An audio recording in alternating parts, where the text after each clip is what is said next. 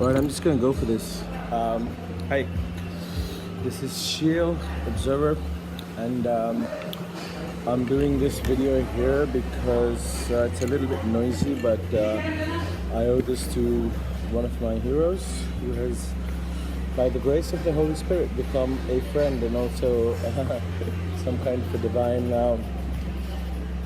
partner in my crazy vision, you know. Who are my partners and who try to control me? Alright, who are the partners and who are the phonies, right? Yeah, whatever. I'm not that good. So this video is called why Truthseekah is the greatest rapper ever. Hardly anyone that I know has heard of him in where I'm from. I'm from India, Goa. This is a place of psytrance. The moment you say hip-hop, people think we're talking about 50 Cent or Kendrick Lamar or something like that. There's like some yogis here who have heard of MC Yogi, who I have a lot of respect for, but I've narrowed down the greatest, in my perception, the greatest rappers in the world. And I'm just going to talk about the top 3. So I suppose credit's due. I gotta give credit to MC Yogi as number 3. It's because let me explain to you my perception of what art is and what hip hop is, what rap music is.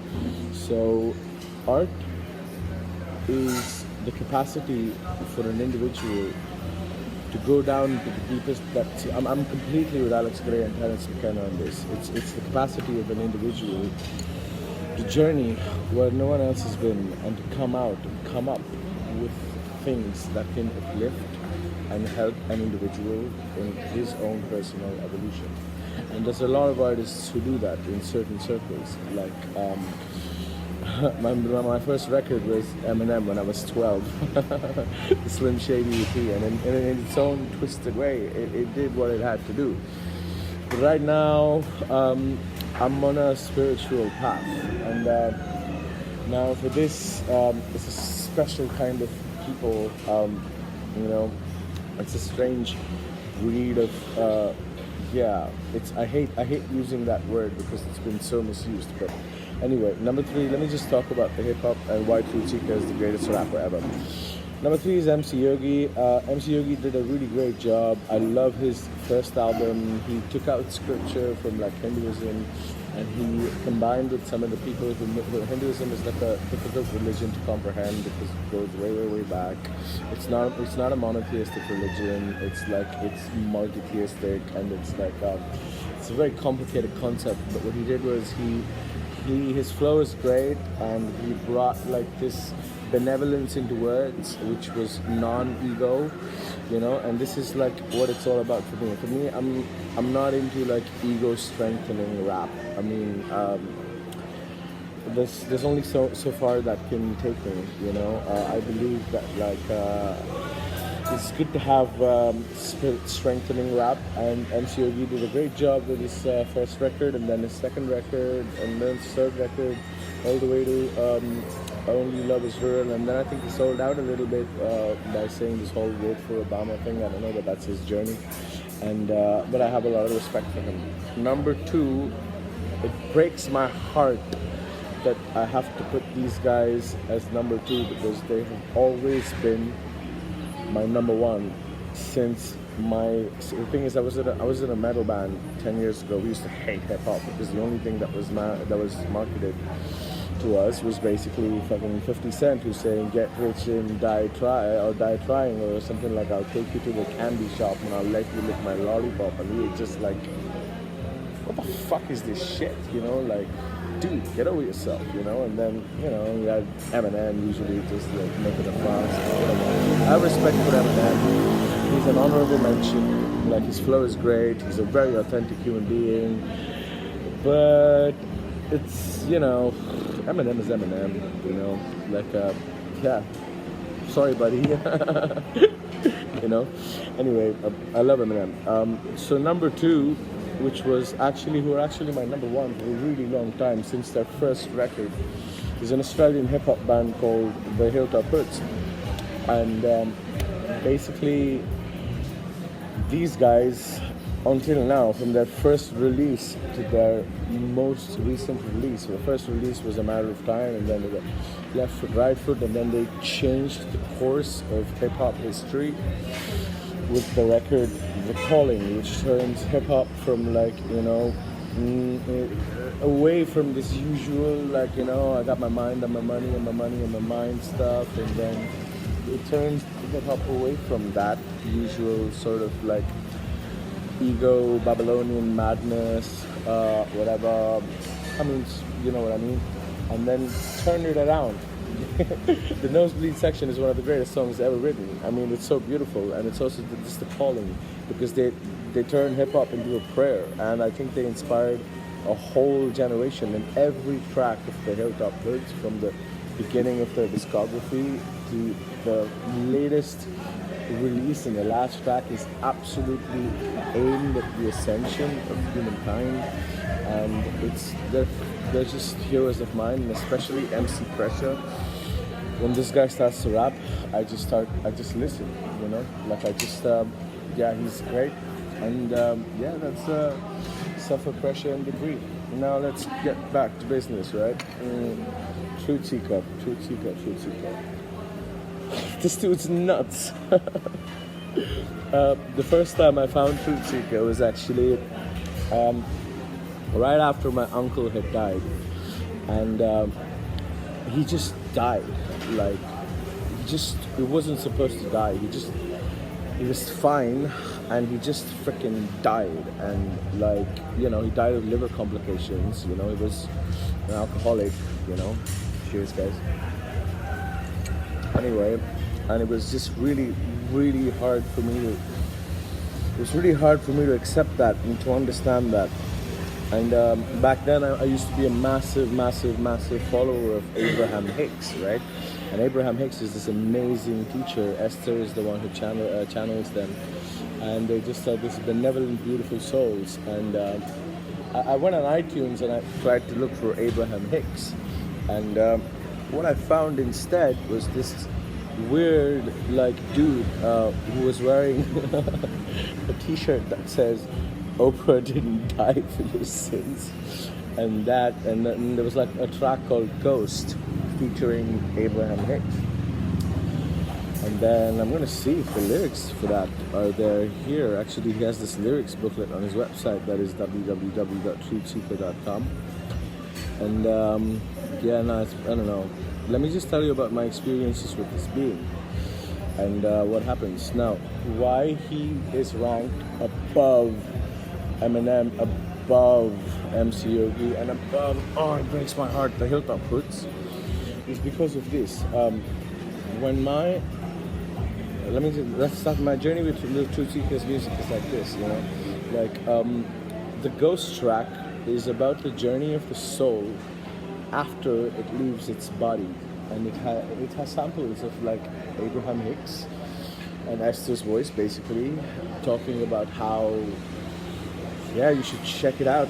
Just type Truthseekah with an H, H is in hill or hilltop or whatever. Truthseekah, Abraham Hicks Ghost, and the album is Awaken the Fire.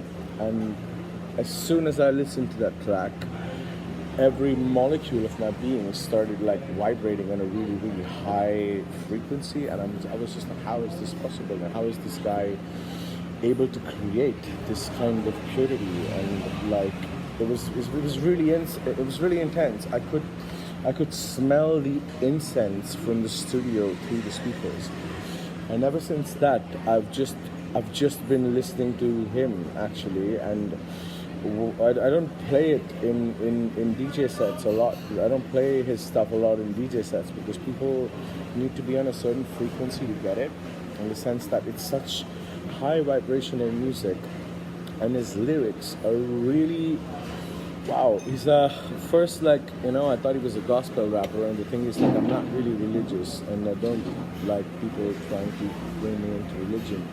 And then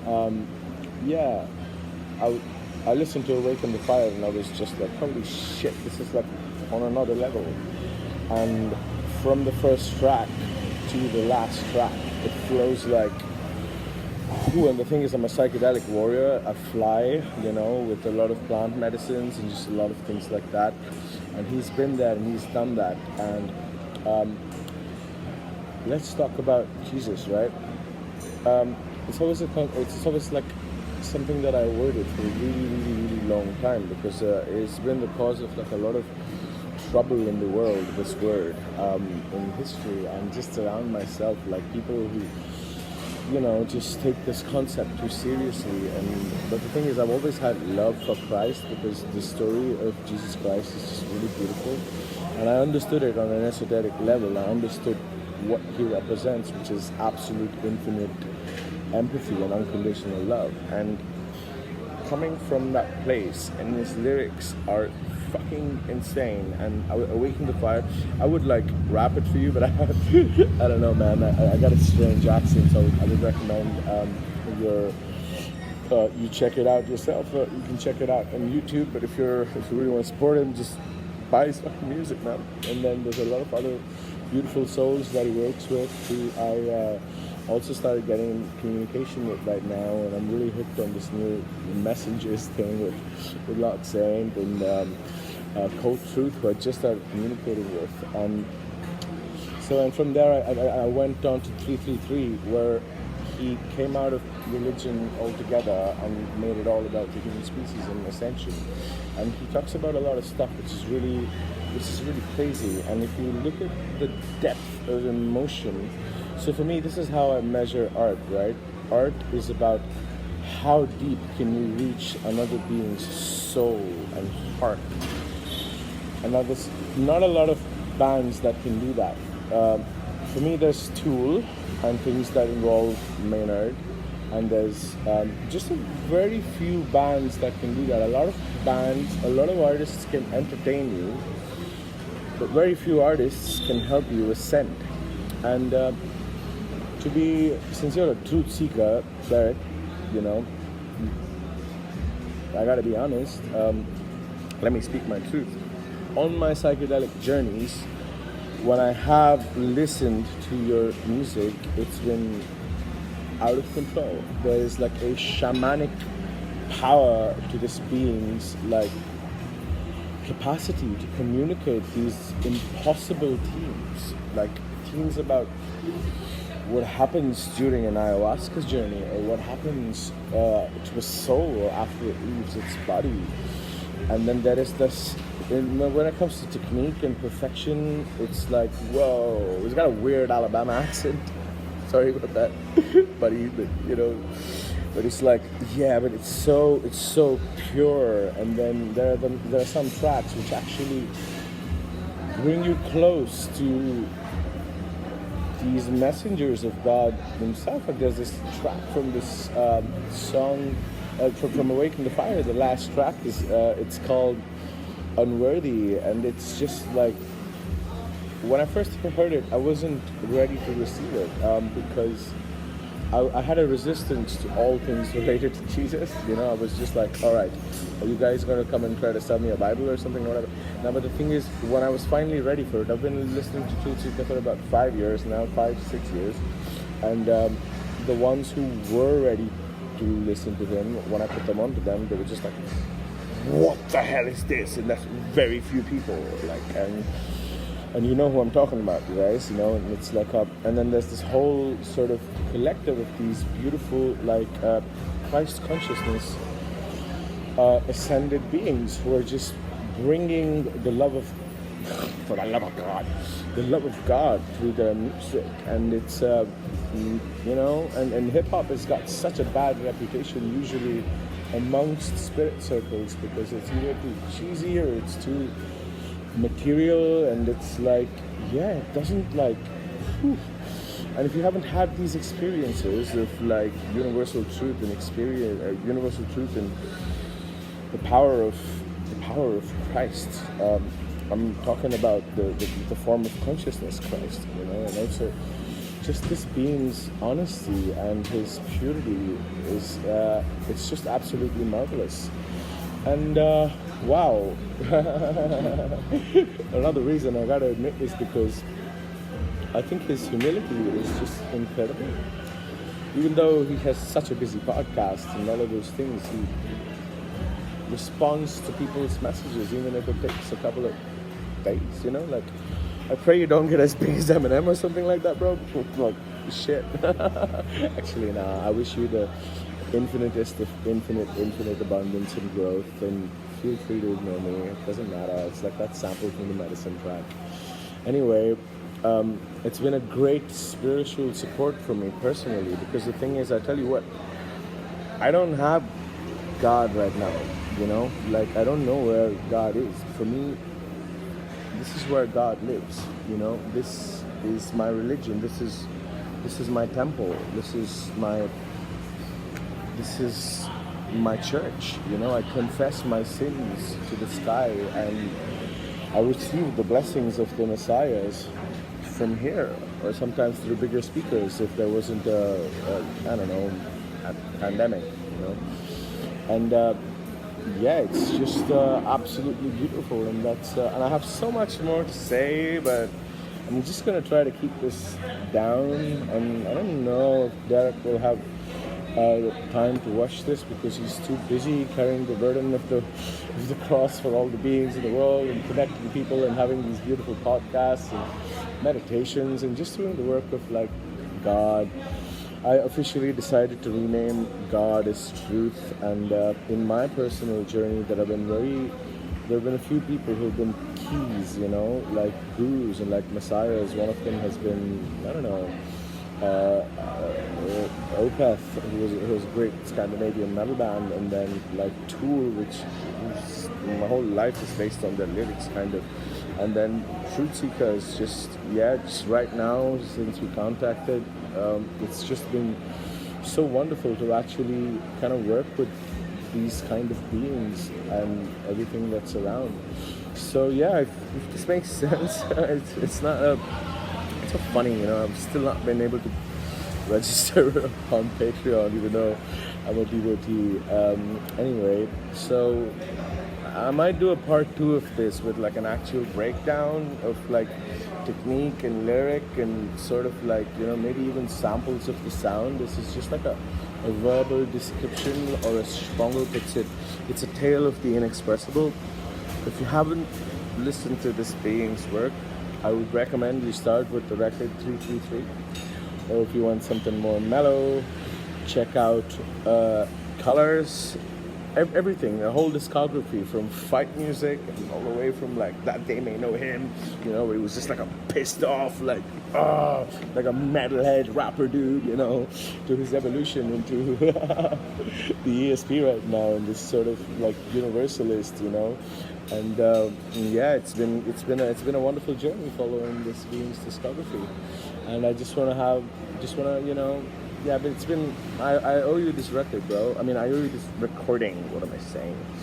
Anyway, yeah, I'm done. Forgive me, it's really noisy, but it's the only place in the village that I live in where I can actually make this video and send it immediately, because in my house, I get 2G.